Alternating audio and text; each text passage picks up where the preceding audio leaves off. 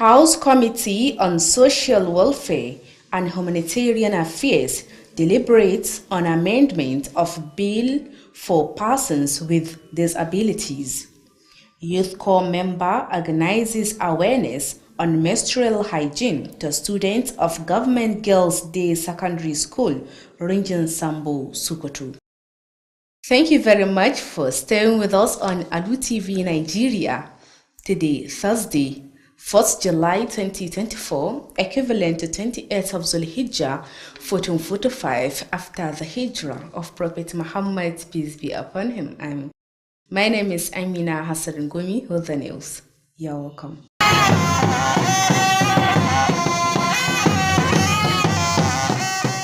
In a move to enhance the protection and inclusion of persons with disabilities, the House Committee on Social Welfare and Humanitarian Affairs, co-chaired by Honorable Masoud Shagari, held a public hearing on a bill seeking to repeal and reenact the Sokoto State Prohibition of Discrimination Against Persons with Disabilities, Law Number 1 of 2021. Jamilu Musa Maishanu has more on the story. The Attorney General and Commissioner of Justice, Barrister Nasiru Muhammad Binji, explained that the amendment aimed to transform the Commission into a full-fledged agency with a permanent chairman and accountable secretary.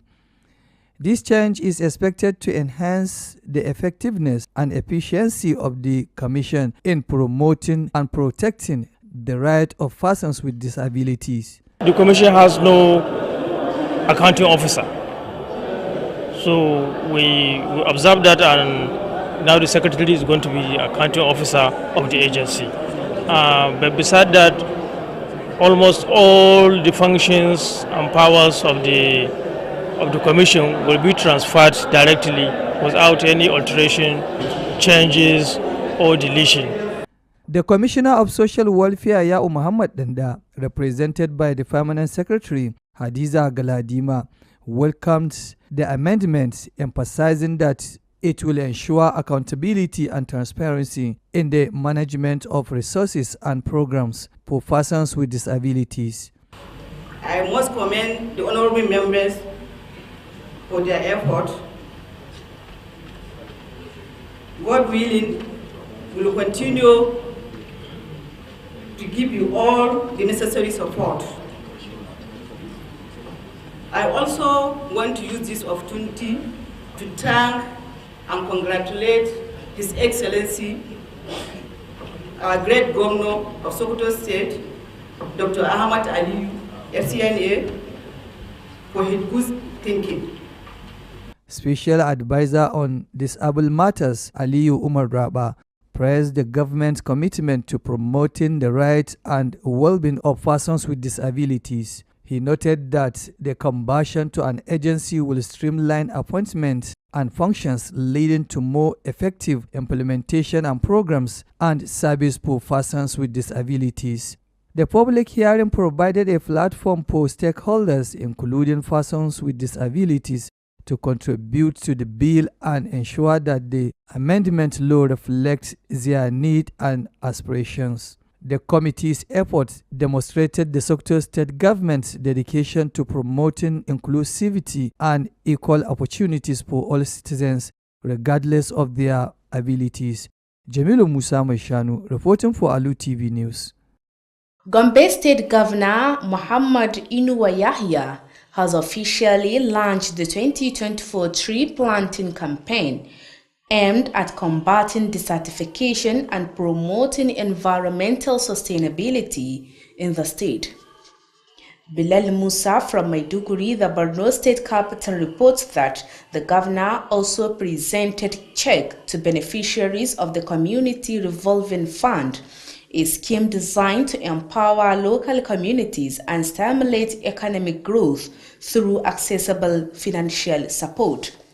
Addressing a gathering of community leaders and environmental stakeholders at the flagging-off event, which was held on Tuesday at Bagi community in Funakaye local government, Inuwa Yahya emphasized the importance of tree planting in mitigating the impact of climate change and environmental sustainability and resilience.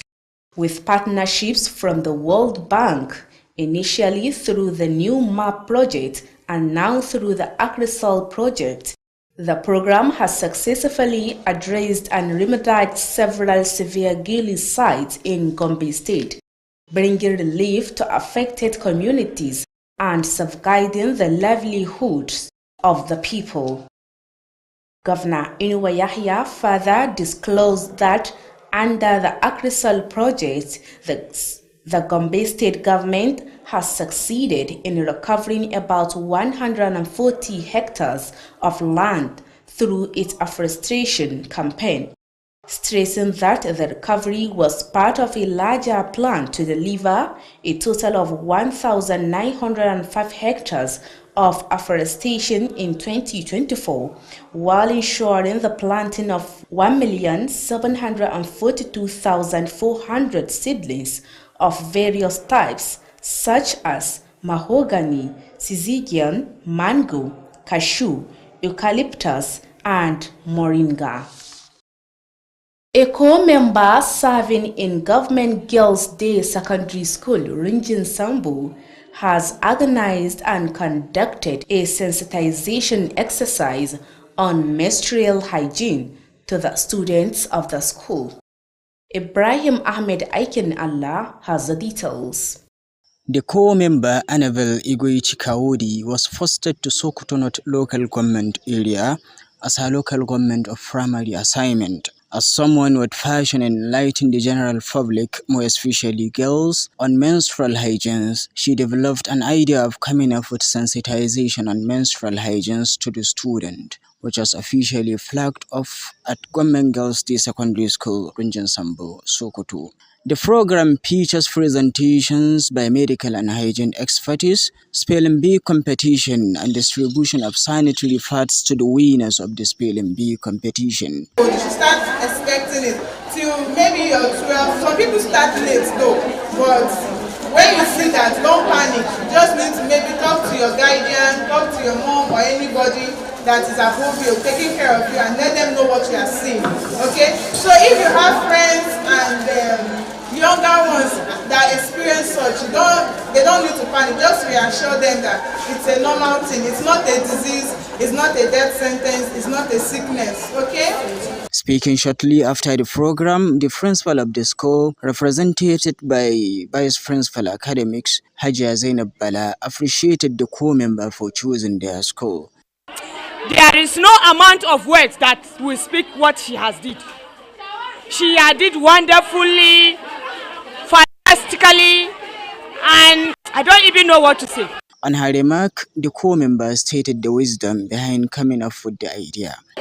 The objective of this gathering is to educate the young girls about menstruation, not just menstruation, but menstruation hygiene, how to keep good menstrual hygiene during and after menstruation. Many students interviewed expressed their satisfaction in the program. I wish my colleagues to use this advice, so we thank them, those Mrs. Annabelle, so I thank them so much. I wish my colleagues to use this.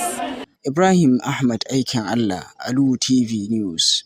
A non-governmental organization, Haske Grassroots Initiative, has trained stakeholders on reflecting structural dialogue in the Ilela local government area of the state. The training is aimed at addressing farmers, herders, conflict and domestic violence. Naziru Al-Hajisani has more on the story. On 20th May 2024, the Husky Grassroots Initiative, supported by the United Nations Development Project UNDP, conducted a training in Sokoto State. The training focused on reflective structural dialogue and involved stakeholders from Ilela local government area. During the training session, 18 stakeholders from diverse backgrounds within the local government were able to participate in the program, where they engaged in dialogue, interactive sessions and practical exercise to deepen their understanding of the topics. The key members of the forum included Alhaji Tanimu Sarkin Noman Illela, Liman Dahiru, Malan Ahmad Jibril, Umar Sarkin Makiyayan Illela, Hajiya Atika and Tijjani Haruna Sarkin Samarin Illela. The forum was led by Liman Dahiru. Participants expressed appreciation for the organizers' efforts, pledging to apply what they learned to move forward. Naziru Alajisani, Alu TV News. 9 people have died and about 5,000 households have been sacked by floods across 30 communities in Yobe State. Bilal Musa reports that the State Emergency Management Agency, SEMA, disclosed this via its official Facebook page on Tuesday. According to the humanitarian agency, the incidences were mostly due to heavy windstorm and rainfall recorded across affected communities in 12 local government areas of the state. The report said findings indicate that a total of 4,976 households with about 10,845 individuals across 12 local government areas of Yunusari, Guru, Nangere, Guba, Damaturu, Fika, Bade, Busari, Yusufari, Yedam, Machina, and Karasuwa were affected recently by the disaster. It also stated that the worst affected local government areas are Damaturu, Nangere, Guru, Bade, Yunusari, Fika, and Gulani, where the disaster led to the displacement of over 1,385 households and 9 deaths recorded across 4 local government areas. The 30 communities so far affected by this year's floods are Amaturu, Wasali, Warsala, Kukareta, Furi, Sumsuma, Old Nangeri, Garidish, Nangeri, Magurau, Garin Ari, Chilariye, Dawasa, Garin Disu, and Tsohon Guru. Others are Nainawa, Garibi Bobori, Sabon Garin Kanuri, Gwayo Dina, Katuzu, Sabon Gari, Katuzu, Toshia, Bulanti, Yunusari Town, Garin Buba, Kukawa, Haru Gari, Bara, Gabai, Gulani, and Yelma. SEMA noted that local government agency management committees alongside LGA teams and communities volunteers have intensified evacuation and profiling while mobilizing resources to support victims as directed by the state governor. The agency, however, called on LGA teams and other stakeholders to intensify sensitization, especially in high-risk areas across the state. And to end the news, here are the recaps of the main items. We reported you that the Sokoto State House Committee on Social Welfare and Humanitarian Affairs has deliberated on the amendment of Bill for Persons with Disabilities. We also brought you that a Youth Corps member, Annabelle, has organized awareness on menstrual hygiene to students of Government Girls' Day Secondary School, Runjin Sambu. That has been the news on behalf of the news editor, Bashir Abubakar, and the production team. I am Amina Hassan Gumi saying good night.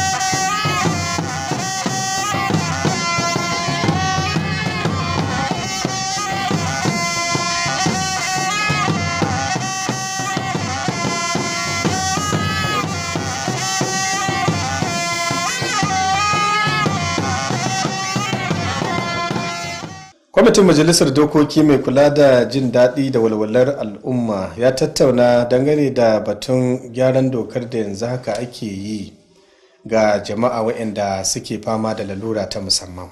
Wata ayyuwa ƙasar hidima ta shirya taron wayar da kai ga ɗalibai mata da zammar ganin za su rika kula da tsaftar al'ada a lokacin da take zo musu, musamman ma dai a makarantar 'yan mata da ke rinjin Sambo da ke Sokoto. Jama'a assalamu alaikum, barkamu da kasancewa da ku a labaran gidan talabijin na Alu TV.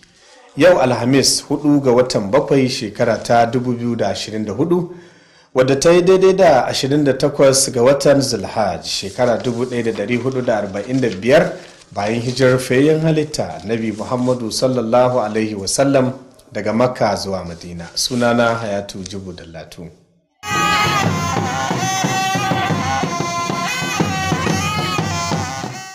A ƙoƙarin da take yi wajen ganin an samar da kariya kazalika da sanya su a cikin harkokin yau da kullum, musamman ma dai jama'a masu fama da lalura ta musamman, kwamitin Majalisar Dokokin Jihar Sokoto mai kula da walwala da kuma jin daɗin al'umma a ƙarƙashin jagorancin Mas'ud Shagari ya gudanar da taron jin ra'ayin jama'a dangane da wani ƙudurin doka wanda ke neman ganin an yi wato gyara dangane da dokokin da suka jibinci al'umma masu fama da lalura ta musamman.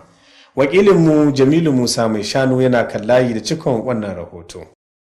Babban lauyan gwamnati kuma kwamishinan shari'a barista Nasiru Muhammad Binji ya bayyana cewa gyaran na da nufin mayar da hukumar zuwa cikakkiyar hukuma ta agency tare da shugabanta na dindindin da kuma sakatare mai cikakken iko. Ana sa ran wannan sauyin zai inganta hukumar wajen ingantawa da kare haƙƙin masu lalura ta musamman. Sannan kuma mun diba mun ga cewa ba ta da abin da aka cewa accounting officer. Abu ne ban mamaki a ce an yi ma'aikata irin wannan ba a san wanda ke zai kula da kudadenta ba. To amma yanzu da aka dibi wannan sai aka ce to sakataren ta shine zai zama accounting officer nata. Da kuma amma bancin wannan kananan manyan canje-canjen duka ayyuka da ita commission take yi, ita wannan sabuwar agency idan aka kaddamar da wannan gyare-gyaren ko kuskurima, to ita wannan agency za ta yi su. Kwamishinan walwala da jin daɗin jama'a Ya'u Muhammad Danda, wanda babbar sakatariyar ma'aikatar Hadiza Galadima ta wakilta, ya yi maraba da wannan gyare-gyaren, inda ya jaddada cewa gyare-gyaren zai tabbatar da yin gaskiya da riƙon amana wajen tafiyar da albarkatu da shirye-shiryen masu lalura ta musamman. Hakika mu muna goyon bayan gyaran wannan bil ɗin, domin idan aka gyara wannan bil ɗin zai ƙara ɗaukaka ma'aikatanmu ta jin daɗin jama'a da walwala, kuma zai ƙara ɗaukaka ta, kuma a fahimci cewa ita ce babbar stakeholder a duk wata matsala ta masu lalura.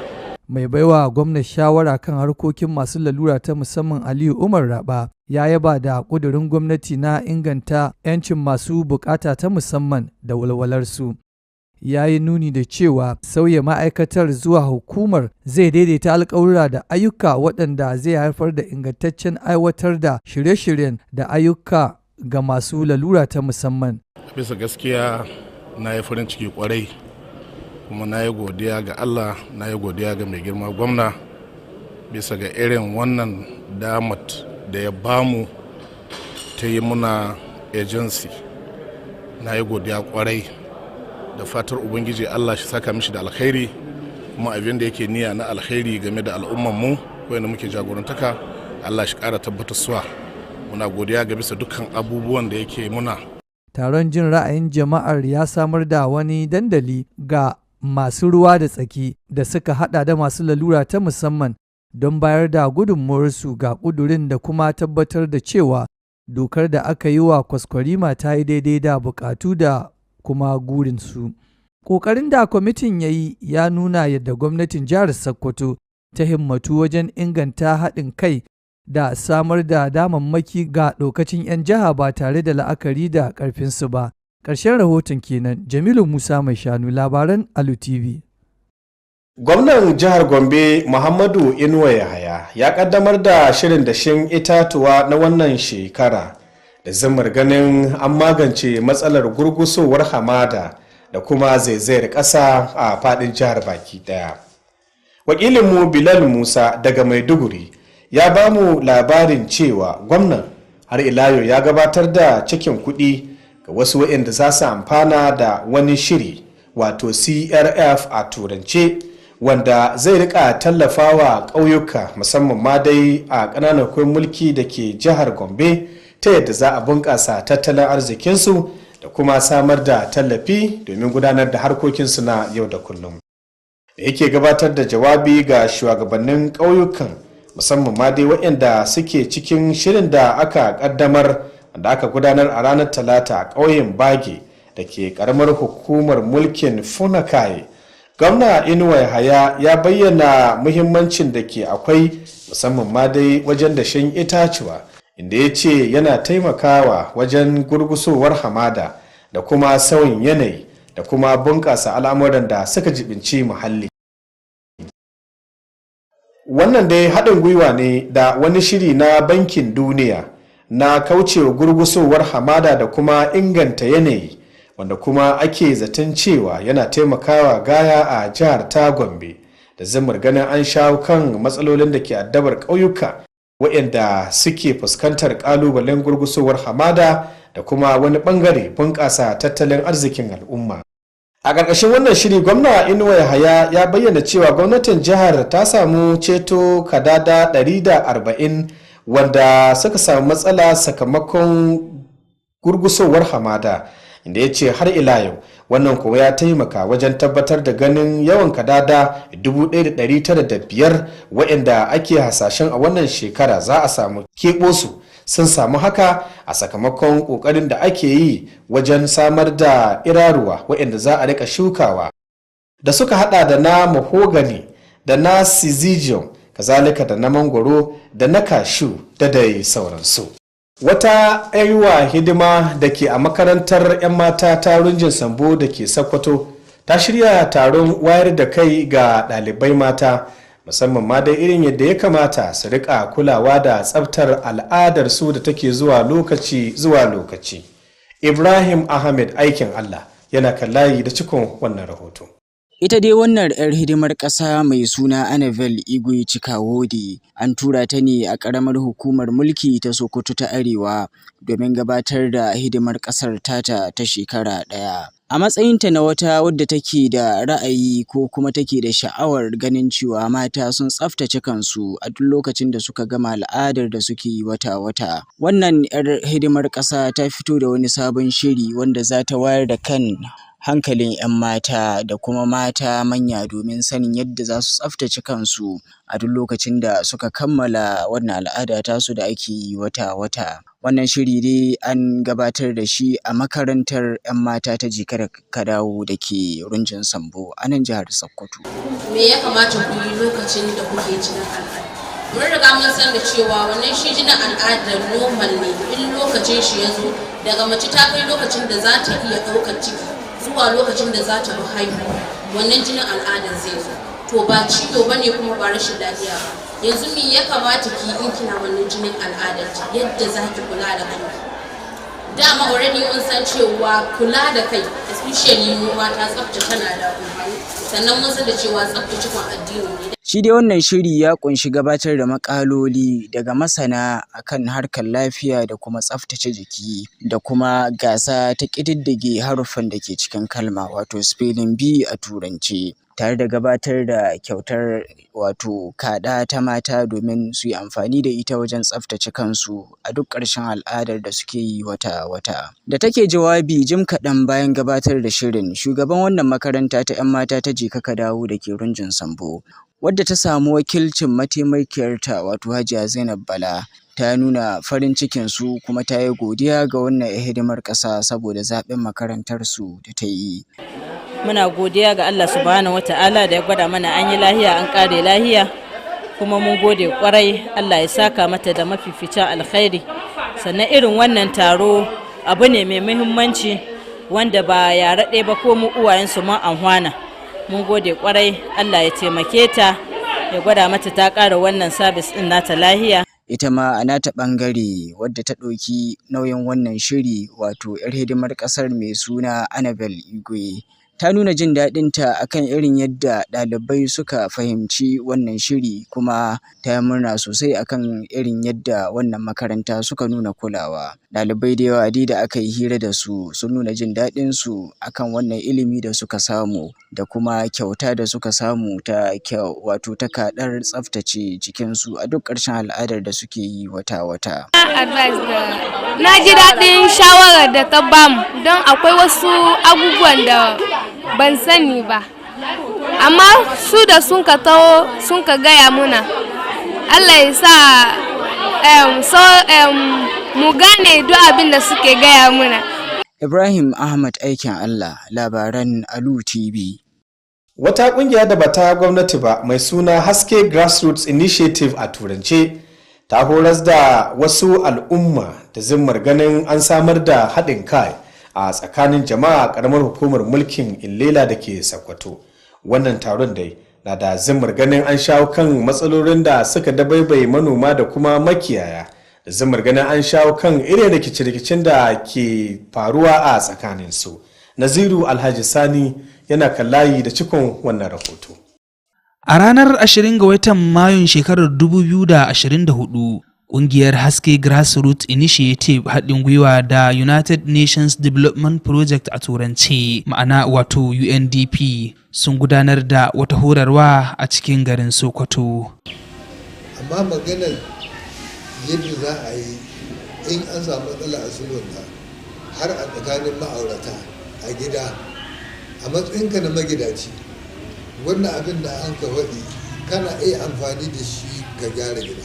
Wannan horarwar dai an gabatar da ita ne akan yadda ake gudanar da tsararriyar tattaunawa wadda ta hada da wasu masu ruwa da tsaki daga karamar hukumar mulkin Illela. A lokacin da ake gudanar da wannan horarwar, masu ruwa da tsaki guda 18 ne masu mabambantan ra'ayoyi daga cikin karamar hukumar mulkin Illela aka yi wannan shirin tare da su, inda suka koyi tattaunawa, ma'amala da kuma yadda ake gabatar da su, ƙara faɗaɗa fahimtar su akan maudu'an da aka tattauna. Wanda kuka faɗa da shi kan kasuwanci, Allah ya ga dama ba nan zai yi ne ba, yi shi wani gari kai kana wani gari, kun haɗu wale ku yi, amma saboda Allah na son ya jaraba ku sai haɗe kuri guda. So da aka haɗe kuri guda, kun ji ƙur'ani na kira ya ayyuhan nasu inna khalaqnakum min zakarin wa unsa wa ja'alnakum shu'uban wa qabaila lita'arafu inna akramakum indallahi atqakum. Muhimmai daga cikin mambobin da suka shirya wannan taro sun hada da Alhaji Tanimu sarkin noman Illela, Liman Dahiru, Malam Ahmad Jibrin, Umar sarkin makiyayan Illela, Hajiya Atika da kuma Tijjani Haruna wato sarkin samarin Illela, waɗanda ke ƙarƙashin jagorancin Liman Dahiru. Mutanen da aka yi ma wannan horarwar sun bayyana godiyarsu ga waɗanda suka shirya wannan shirin, haka zalika sun yi alƙawarin cewa insha Allahu za su ɗabbaka abin da suka koya.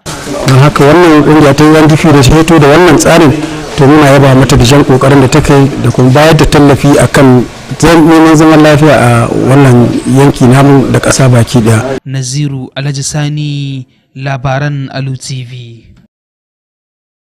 Ambaliyar ruwa ya yi sanadiyar hallakar mutane 5 yayin da kuma gidaje 50,000 suka salwanta a ƙauyuka 30 a jihar Yobe. Wakilinmu Bilal Musa ya ba mu labarin cewa hukumar bayar da agajin gaggawa ta jihar ta bayyana haka ne a shafinta na Facebook. A cewar hukumar, wannan al'amari dai ya faru ne a sakamakon tsawa da kuma ruwan sama da aka sheka kama da bakin kwarya, musamman ma dai a ƙauyuka 12 da ke faɗin jihar. Rahotanni sun bayyana cewa akalla gidaje 4,976 ne al'amarin ya shafa, da aka ciranto daga ƙananan mulki 12 da suka hada da Yunusari, Unguru, Nangere, Gujuba, Damaturu, Fika, Bade, Busari, Yusufari, Gaidam, Macina da kuma Karasuwa. Har ila yau an bayyana cewa ƙananan hukumar mulkin da abin ya fi shafuwa sun hada da Damaturu, Nangere, Unguru, Bade, Yunusari, Fika da kuma Gulani. Wannan al'amari dai ya haifar da matsala, musamman ma dai inda aka samu salwantar gidaje 1,385 a wayannan ƙananan hukumomin mulkin. Har ila yau rahotannin sun bayyana cewa yankuna 30 wayanda al'amarin ya shafa a wannan shekara sun hada da Amaturu, Warsala, Kukareta, Furi, Sumsumma, Olda Ingeri, Garidish, Nangeri, Magurau, Garin Ari, Chilirayi, Dawasa, Garin Disu da kuma Tsohon Nguru. Sauran sun hada da Nayinawa, Garbe Bobori, Sabon Garin Kanuri, Goyodina, Katuzu, Sabon Gari, Katuzu, Toshiya, Bulanti, Yunusari, Garin Buba, Kukawa, Harugari, Bara, Gabai, Gulani da kuma Yalma. Hukumar ta bayyana cewa wayannan ƙananan hukumomin mulki wayanda al'amarin ya shafa yanzu haka dai ana kokari wajen ganin an kai dauki da kuma samun musu da tallafi ta yadda za su rage raɗin da suka fuskanta a lokacin wannan ambaliya. To jama'a, ƙarshen labaran kenan, amma kafin ne sallama da ku bar na sake su muku wasu daga cikin muhimman kanunsu. Mun ba ku labarin cewa kwamitin majalisar dokoki mai kula da jin daɗi da kuma walwalar al'umma za ka dai ya soma tattaunawa akan dokar nan da za a yi wa gyaran fuska wadda ta jibinci jama'a masu fama da lalura ta musamman. Har ila yau kun ji cewa wata 'yar yiwa ƙasa hidima ta gudanar da taron wayar da kai ga ɗalibai mata da ke makarantar jekaka dawo ta Runjin Sambo ta mata da zamar ganin suna faɗake akan yadda za su rika kula da tsafta a lokacin al'ada da take